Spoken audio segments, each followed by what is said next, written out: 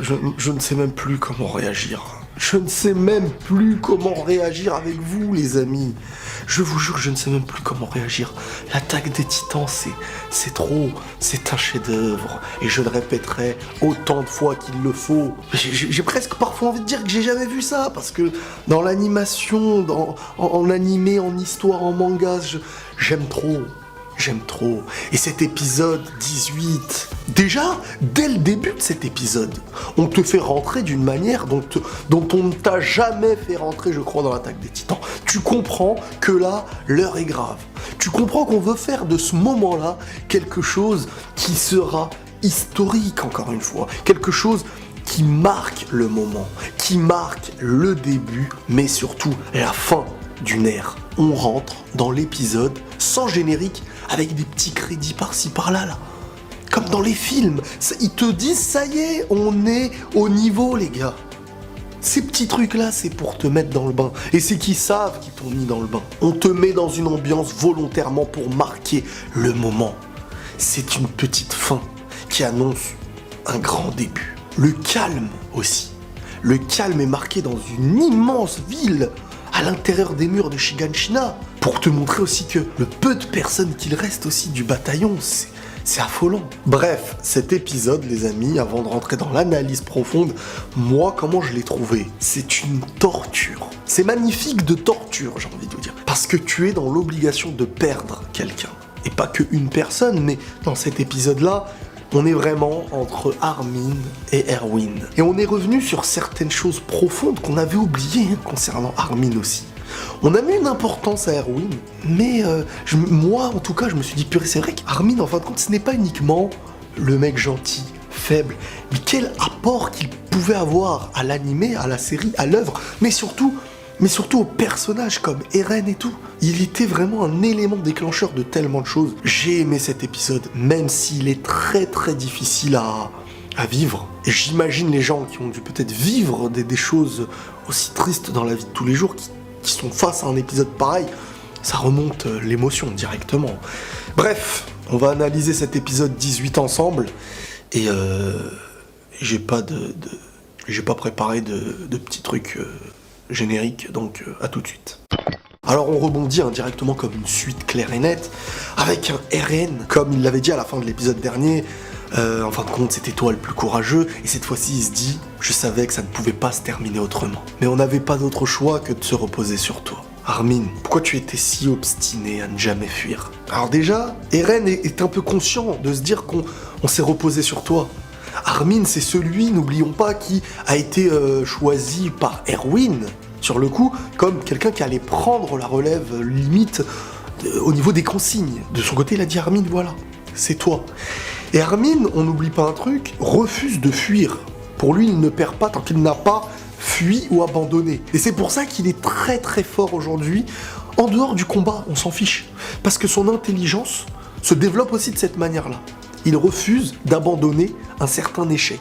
Pour lui, il n'y a pas de défaite.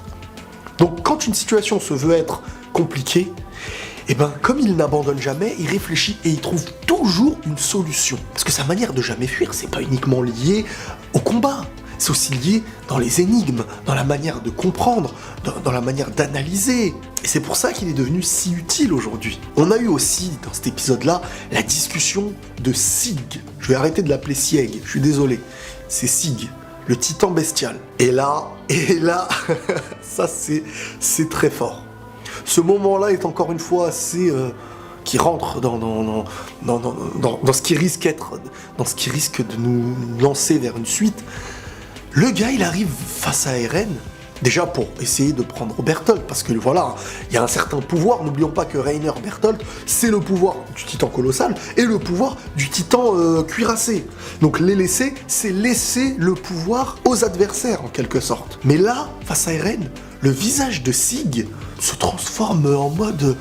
limite, tu te dis, il a de la peine pour Eren. On dirait qu'il est pas méchant, mais c'est quoi ce délire? Et là, il lui lâche, ça doit être toi. Tu ne ressembles pas du tout à ton père. Tu dois me faire confiance, Eren. Je suis de ton côté. Nous ne sommes que les victimes de ton père. Tu ne te rends donc pas compte qu'il t'a endoctriné. Et là, Tu te dis, mais attends, parce qu'il y a des questions sur lui. Les gens se disent, c'est le père? C'est pas le père? Ben là, c'est pas le père. Parce que bon, on sait pas, tu sais pas, c'est un univers fantastique, il s'est métamorphosé, truc. Là, tu te dis, le mec connaît le père de Eren. Limite, il se met à côté de Eren pour dire, il nous a manipulés, il nous a endoctrinés. C'est le méchant. Et là, tu te dis, oulala, l'histoire devient bizarre. Est-ce que le père de Eren serait en fin de compte un méchant? Et ce méchant serait peut-être celui qui a en fin de compte créé ce combat entre ce qu'on voit de Bertholdt, Sig, Reiner, Annie, contre les Eren et tout. Est-ce qu'en fin de compte, il y a le père au-dessus de tout ça? Est-ce qu'il est gentil ou méchant? Là, tu vois, il y a plein de questions qui te viennent en tête. Là, je te dis tout ce que j'ai pensé, moi. Tout ce que j'avais pensé. Là, t'as envie que la discussion, elle continue. Parce que s'il a raison et qu'il fait pas le manipulateur, là, tu peux même pas savoir. Mais il sait qui est le père de Eren. Donc il a une importance. Celui-ci a une importance, les amis. Dommage que la conversation s'est vue stopper par un Levi qui est tout en sang, en mode, il avait même plus de pupille, c'était Broly, Levi Broly, le mec. Levi Berserker. Et là, quand Sig, il voit Levi, j'ai beaucoup aimé la réaction. Très bien, Levi, je déclare forfait, restons-en là. Le gars, en fait, a clairement déclaré forfait sur le coup, et il est parti. Donc, il est parti, donc sur le coup, c'est une victoire, hein, c'est une petite victoire, ça aurait pu être pire. Ça aurait pu être pire, même si ce qu'on voit est totalement cruel. Mais c'est une victoire quand même pour Levi, le bataillon, c'est pas des sacrifices vains, comme on dit. Ce qui a eu lieu a créé, voilà, la défaite, on va dire, et le fait de reculer de Sig, du titan bestial, même s'il y a des regrets. Il y a des regrets, ça c'est clair et net. Et là, en partant, Sig, il a dit, Bertholdt, navré, mais je crois que c'est la fin pour toi. Eren, je reviendrai tôt ou tard pour te tirer de là. Alors, soit Sig, il est très malin, et qu'il utilise la manipulation de manière ultra propre, parce que là, en partant sur ces mots, il laisse à Eren un très grand doute. Et mettre le doute dans la tête de quelqu'un qui tu considères aujourd'hui comme un ennemi ou pas, et que tu t'en vas juste après en lui disant des choses qui vont lui cogiter dans le cerveau pendant des mois ou peut-être des années, tu sais pas. C'est pas bon. C'est pas bon parce que tu touches au sentiment, au père, tu évoques certaines choses dont tu es toujours dans le questionnement. Donc soit il sait très bien ce qu'il a dit, le Sig, et qu'il veut en fait manipuler, que c'est un menteur, soit il dit la vérité, et là ça chamboule toute l'histoire de l'attaque des Titans. Il y a une chose dans cet épisode qui a fait passer Eren et les autres d'un état de raison, toujours en mode voilà, on est les soldats du bataillon et tout ça, à un moment de passion, et c'est très dangereux lorsque tu passes en tant que guerrier avec des consignes comme quelqu'un ensuite qui est dans la passion. Et ça c'est quoi? C'est tout simplement quand Armin s'est mis à respirer. Alors que tout le monde pensait qu'il était mort, là Eren il l'entend respirer. Boum! Ça fait basculer l'épisode vers quelque chose de nouveau. Tu vois Eren qui est... Il respire encore. C'est lui qu'il faut sauver. Ça y est, allons le sauver. Donc il dit à Levi, passe-moi vite la seringue. Passe-moi vite la piqûre, là on va lui mettre le sérum. C'est bon, il respire encore. Vite, fais-le. Et là en fait, t'as une réaction bizarre de Levi. Levi en fait, il va pour commencer à prendre la seringue, mais toujours d'un regard vers le bas, sans répondre. Comme s'il attendait quelque chose. Comme si... il voulait être convaincu de quelque chose. Et sur le coup, en fait, on apprend que Levi était comme ça parce que celui-ci avait au fond de lui encore l'espoir, peut-être, que Erwin serait en vie. Et que lui, dans sa tête, il était clair et net de se dire que si Erwin est en vie, c'est à Erwin qu'on va appliquer le sérum pour le transformer en titan, mais ça on y revient juste après. Et ça prouve quoi? Ça prouve que Levi, son sentiment envers Erwin, son respect, il aime énormément Erwin. Et pour lui, c'est lui qu'on doit sauver. C'est lui le chef en fait. Tu vois, sans lui, le sauvetage de l'humanité n'est pas réellement ce qui doit être fait, mais il est pas là. Tu peux pas sur le coup donc te dire non, on va attendre, parce qu'il suffit que Erwin soit mort au front là où ils étaient là-bas, et que Armin qui respire encore meurt, et là tu perds les deux. Donc la décision de Levi, parce que c'est lui qui a la responsabilité du truc, on y revient encore après, la décision, elle est très lourde de sens, elle est très lourde de responsabilité. Le choix à faire est une torture. Et nous, on s'est pas mis assez, je pense, dans l'épisode à la place de Levi. On était beaucoup à la place de Eren, de Mikasa, de machin, de ceci. Mais la place de Levi, elle est dure. Quand c'est toi qu'on va toute ta vie se dire « T'as fait ce choix, l'autre est mort parce que t'as fait ce choix. T'aurais pu prendre l'autre, mais t'aurais eu les autres qui te diraient l'autre est mort. » Je souhaite à personne d'être dans cette situation, sincèrement. Et là, Eren, il commence à me dire, mais vite, vas-y, là, Armin, il va mourir, limite. Et t'as Levi, ça y est, qui commence à prendre le truc et qui va lui donner. Et comme un symbole, qu'est-ce qui se passe? Tu vois, il s'appelle Froc, donc désolé, il y a Froc qui se ramène avec Erwin sur le dos. J'ai envie de dire, ça aurait peut-être été mieux qu'il le laisse en train de mourir. Pourquoi ? Parce que là, ça va créer une certaine petite cassure qu'il n'y avait jamais eu au sein du bataillon. Entre d'un côté, Levi et Froc, et de l'autre côté, Mikasa et Eren. Mikasa qui, sur le coup, était avec Hansi, Jean, en train de, ça y est, face à... Il venait de presque capturer Reiner, qui était, ça y est, inoffensif sur le coup. Fallait essayer de lui soutirer des infos. Et aussi, il y a eu cette petite boîte. Et cette petite boîte que possédait Reiner, c'était un message de Ymir pour Krista. Donc là, tu te dis, Ymir, ça commence à sentir le roussi pour elle. Parce que elle est partie loin, dans sa maison, qu'on ne connaît pas, ça devient flippant. Donc là, tu te dis où elle est. Et elle a un message pour Krista. Donc le message, on l'a pas eu. Je pense qu'on l'ouvrira peut-être plus tard. Mais le vrai problème, là, c'est Reiner. Et Reiner, sur le coup, lui vont demander, bon, tu vas nous dire, tu vas nous lâcher des infos. Et le mec, au bord de la mort, ne lâche aucune info.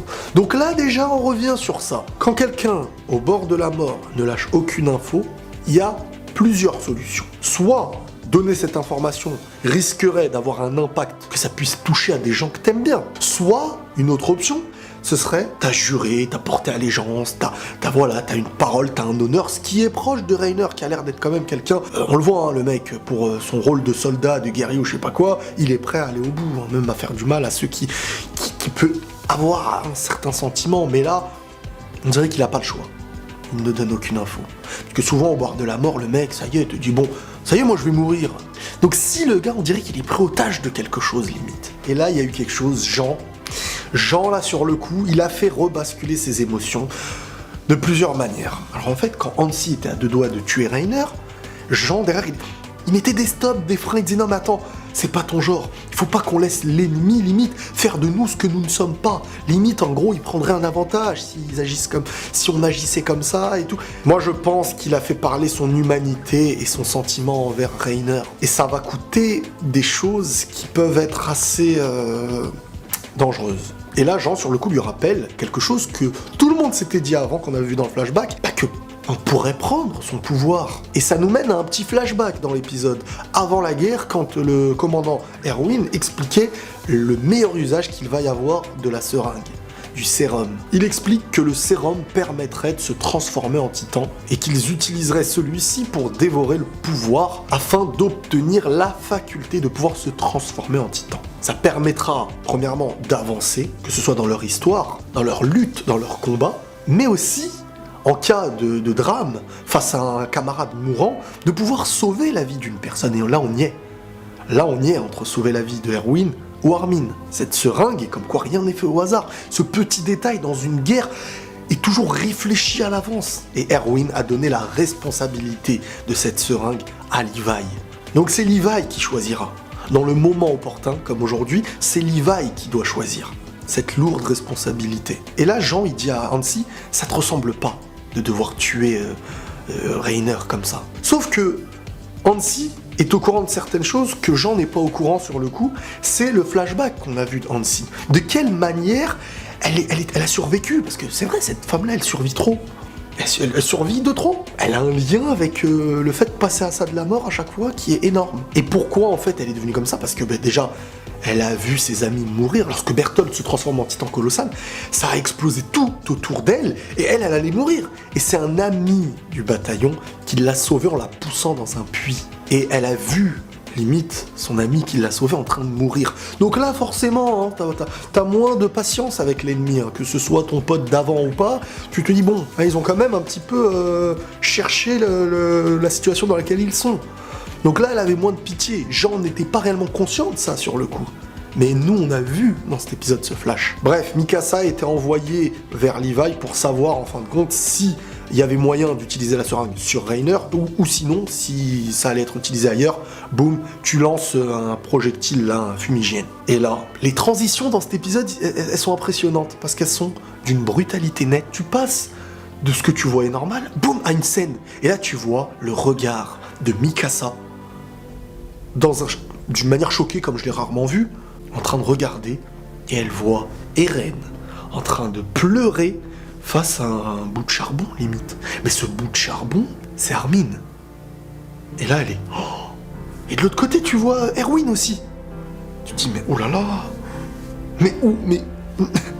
Moi-même, en voyant les deux, tu te dis, non, c'est trop. C'est trop... C'est comme perdre 2 piliers, en fait. Et là, il y a une addition de choses.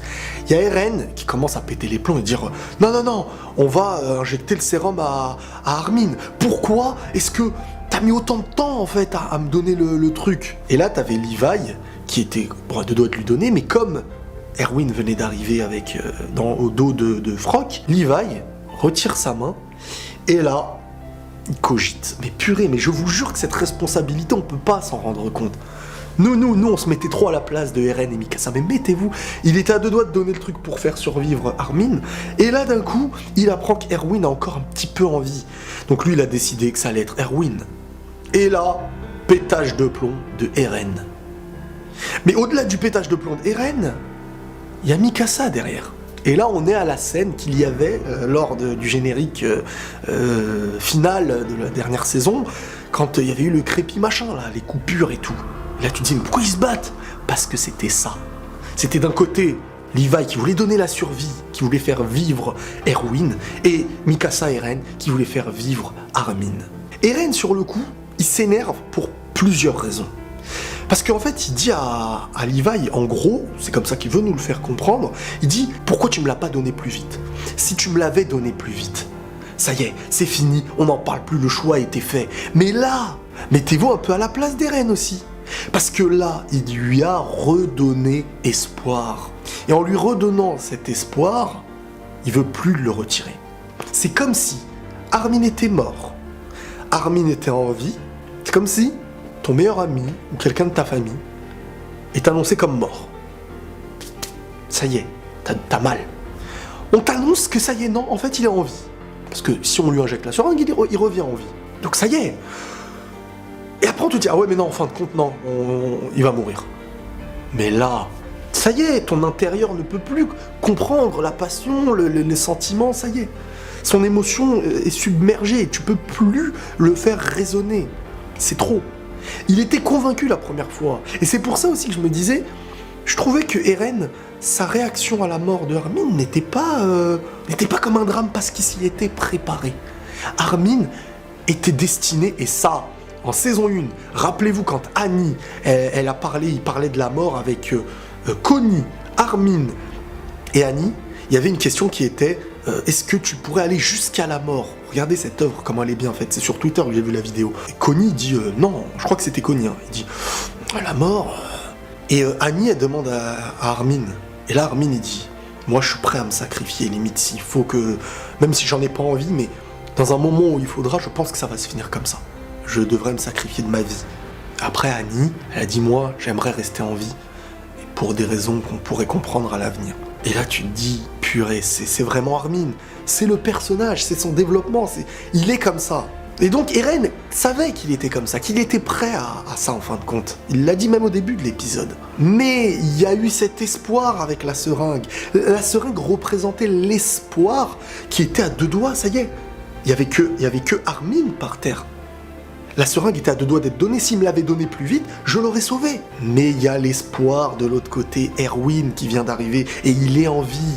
Et Levi aussi, on peut le comprendre sur le coup, parce que pour lui, Erwin est leur chef. C'est lui qui qui motive les troupes, c'est lui qui donne les directives. Et Levi explique qu'il lui avait pas donné la seringue aussi vite parce que quelque part, je me disais qu'Erwin pouvait être vivant. On ne pouvait pas imaginer que Frock le ramène. En ayant cette patience, en pensant à Erwin, il nous montre clairement ce sentiment et l'espérance qu'il avait toujours, au point de ne pas l'accepter comme mort, il était même pas encore prêt de donner la seringue. Petite parenthèse, Hansi est encore passé à ça de la mort, hein. Parce qu'il y a eu le titan 4 pattes avec Sig sur son dos, qui a sauvé, encore une fois, Reiner. Ce titan à 4 pattes là, il a fait du sale.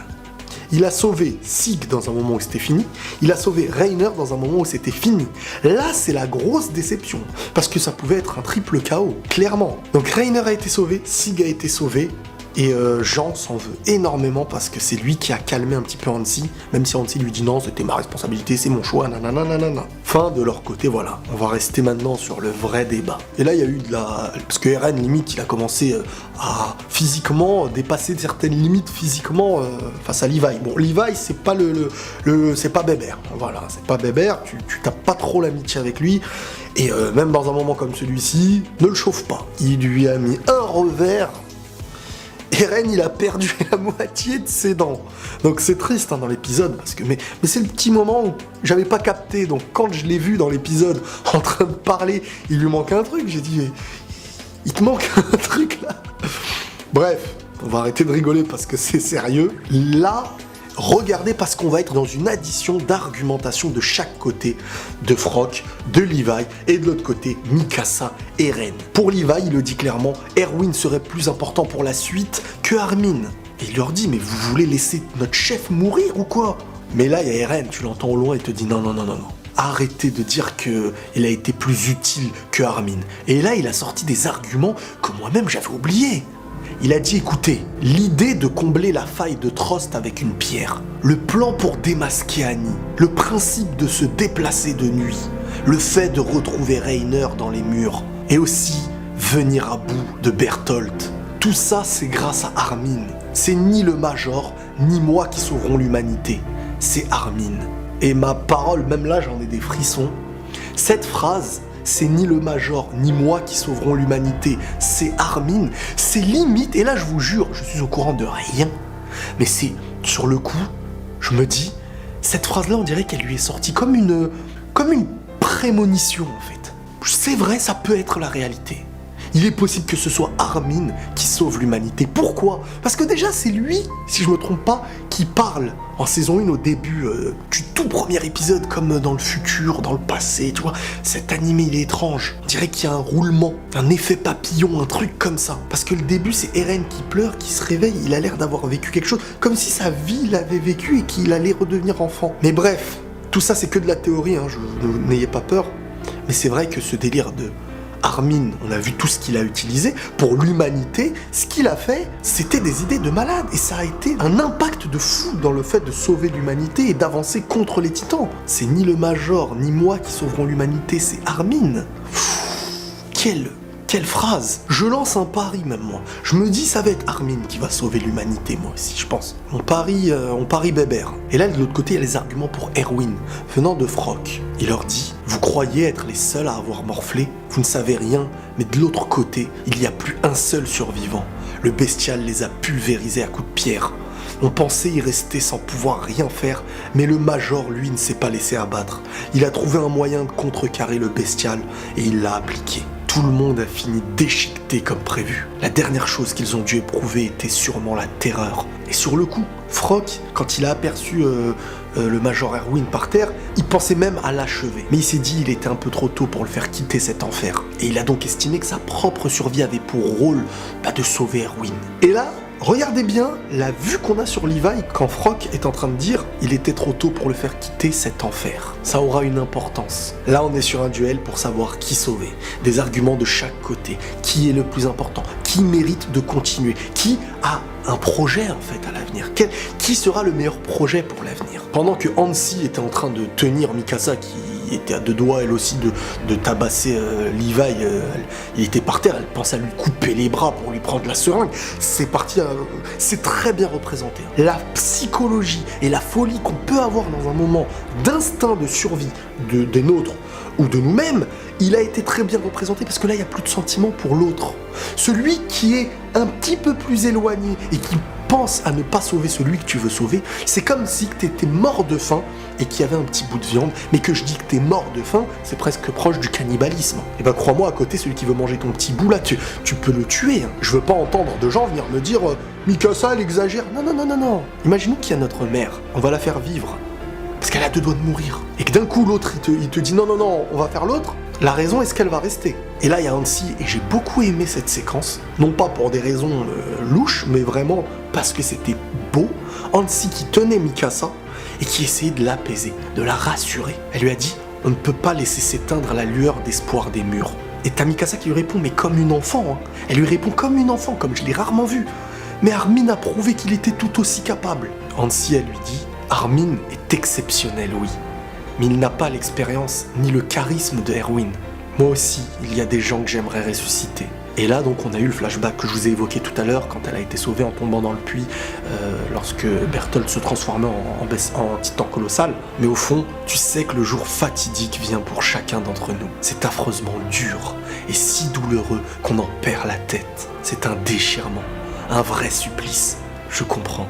Mais pourtant, il faut continuer à aller de l'avant. Et là, ça y est, Mikasa a baissé la tête. Elle pleure.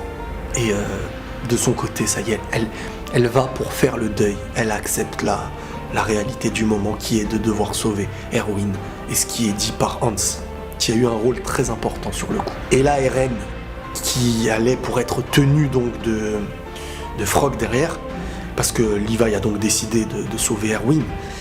T'as Eren en larmes, avec la moitié de la bouche, tu vois, vraiment le gars il est amoché, tu sens il pourrait être même sur une jambe, qu'il serait en train de dire ce qu'il est en train de dire et quelle puissance des mots qu'il va dire concernant Armin. Et là ça va nous remonter l'estime qu'on peut avoir de Armin.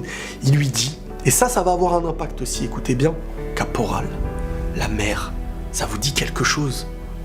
Elle s'étend jusqu'à l'horizon, à perte de vue, comme un lac sans fin. Elle existe quelque part au-delà des murs, et on s'était promis avec Armin d'y aller ensemble. Mais moi, j'avais complètement oublié ces rêves qu'on avait gamin. Je ne pensais qu'à venger ma mère et à exterminer les titans. J'étais obnubilé par la haine. Mais pas lui, pas Armin. Il ne pense pas qu'à combattre. Il continue de rêver. Écoutez ces mots, écoutez les mots qui sortaient à la base de la bouche de Armin concernant la mer. En fait, il évoquait là sur le coup que Armin n'est pas quelqu'un qui a arrêté de vivre et qui vit dans cette terre que maintenant la haine de la guerre et tout ça. Armin rêve encore et il apporte à tous ceux qui l'entourent cet espoir, cette suite. Qu'en fin de compte, Armin a des projets pour l'avenir. Armin n'est pas bloqué que sur cette guerre, n'est pas quelqu'un qui a fait de la souffrance une finalité, une haine. Armin, il a toujours cette paix, ce cœur pur et cet avenir, cet espoir, et il l'a donné à tous autour de lui. Et là, il se passe deux choses. Il a deux options. Sauver Armin, sauver Erwin. Il se rappelle aussi lorsqu'il était assis dans une ruelle cachée et qu'il entendait Armin discuter avec Mikasa et Eren. Armin qui évoquait les rêves de l'avenir quand Eren et tout ça avaient l'air froid sur l'avenir, un peu des idées sombres. Mais tu voyais Armin qui les encourageait et qui montrait son côté positif sur l'avenir en lui parlant de la mer, en lui parlant de tout plein de rêves du futur. Et de l'autre côté, il avait la vision de Erwin. Quel était le rêve de Erwin? C'était de connaître la vérité. Il lui avait demandé, si ton rêve se réalise, que feras-tu après? Je n'y ai pas réfléchi. Chaque chose en son temps. Il a aussi le souvenir avec Kenny quand il lui dit, on a tous besoin d'une obsession pour tenir et continuer à avancer. On est tous l'esclave de quelque chose. Et là, il fait le lien dans sa tête. Il se dit donc, de quoi est esclave Erwin et de quoi est esclave Armin? Erwin, il est esclave d'avoir réponse à ce que son père se posait comme question sur la vérité de ce qu'il y a en dehors des murs. Est-ce qu'il y a des gens, autre chose, une vie? Et il va lui demander, mais si tu as la réponse à ça, comment tu agiras? Et là, Erwin ne va pas au-dessus de ce rêve-là. Sa vision s'arrêtait sur ça. Avoir cette réponse-là, ça aurait été clair, c'était ça son objectif. Mais Armin, ça va plus loin, et ça coïncide avec ce que Kenny lui disait, que chacun a besoin d'une obsession. Et l'obsession de Armin coïncidait mieux sur le coup. Les phrases qui sont liées à l'avenir et à l'espoir basculent pour moi, en tout cas du côté de Armin, c'est comme ça que je le ressens. Et au moment où il va pour piquer Erwin, t'as Erwin qui, par réflexe, comme dans un rêve, comme s'il agonisait et qu'il revivait un petit peu sa vie, qui lève la main comme ça, boum. Donc ça lui fait retirer la seringue, et en même temps, il y a le flash de Erwin quand il était enfant dans la classe, qui lève la main pour parler à son père et lui poser la question qui est le symbole de sa vie aujourd'hui pour Erwin. Et il y a le parallèle sur le coup avec la réponse de Armin, qui lui estime qu'il y a autre chose en dehors des murs. Donc là, écoutez bien, c'est très profond et philosophique, et ça, ce n'est que ma manière de le comprendre. On a la question que Erwin pose depuis toujours, en fait. Est-ce qu'il y a autre chose en dehors des murs? Et on a les rêves de Armin qui sont de dire aux gens, il y a des choses en dehors des murs. Donc, quelque part, on a le questionneur et on a le mec qui offre la réponse. Et là, ça y est, pour Levi, c'est fini, le choix basculera du côté d'Armin.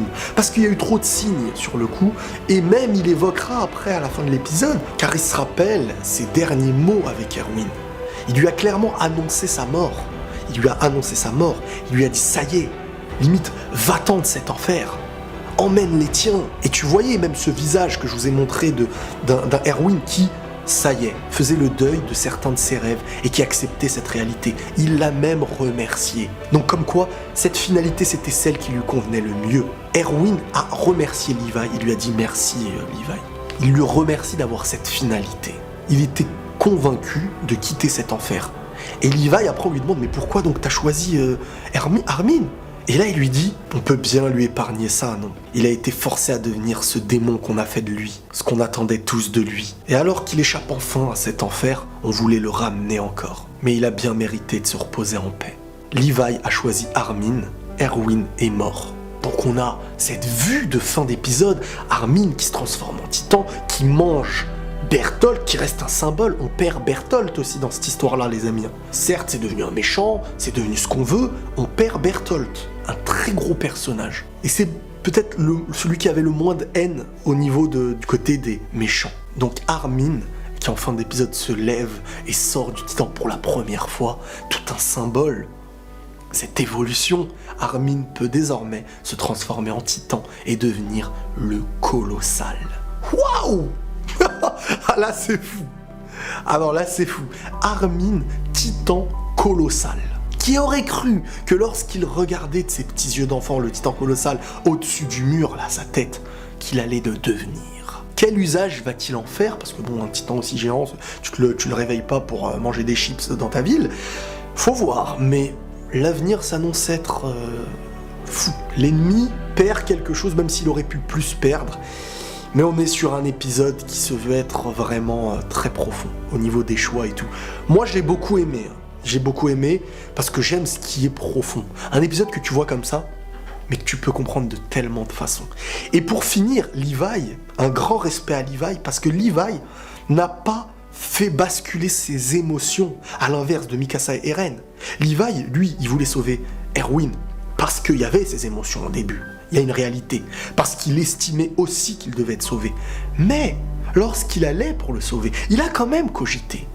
Il a vu les flashs de chaque côté. Il a vu ce que certains diraient le hasard quand Erwin a levé la main. Il a eu une superstition, il a essayé de comprendre. Et c'est celui qui, à mes yeux, a été le plus profond dans cet épisode, parce qu'il n'a pas fait le choix du cœur. Il a fait le choix, sur le coup, qu'il estimait être celui de la raison et du respect pour notre grand Major Erwin. Je compte sur vous les amis pour liker, pour commenter, dire ce que vous avez pensé de cet épisode et de la review. Abonnez-vous si c'est pas encore fait. Prenez tous soin de vous. On se retrouve la semaine prochaine. Parce que la semaine prochaine, c'est quoi? La semaine prochaine, c'est la cave.